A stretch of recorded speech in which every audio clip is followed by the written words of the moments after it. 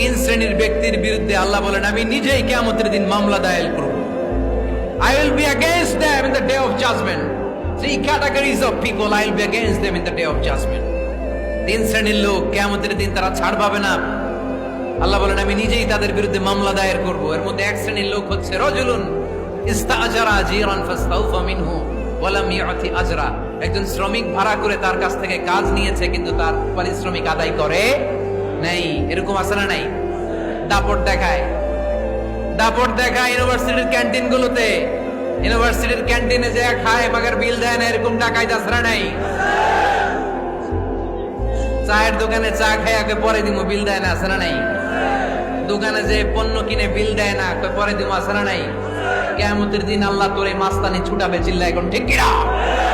আনা খাসমুহুম, আমি নিজেই তাদের বিরুদ্ধে মামলা দায়ের করব। কথাটা কার?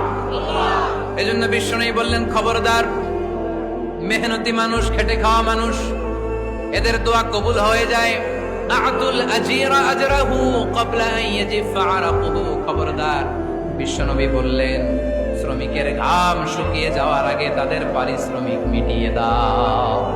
বিশ্বনবীর বিখ্যাত হাদিস, আতুল আজিরা আজরাহু ক্বাবলা আন ইয়াজিফা আরাকুহু। শ্রমিকের ঘাম মাটিতে লাগার আগে, শুকিয়ে যাওয়ার আগে তাদের পারিশ্রমিক মিটিয়ে দাও। কেননা তারা যদি বদদোয়া করে তোমার জীবনকে জাহান্নাম বানিয়ে দিবে কে?